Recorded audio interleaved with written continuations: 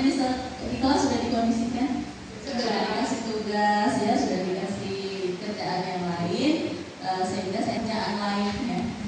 Kerjaan lain pasti banyak selain ngajar, ada bikin soal dan sebagainya.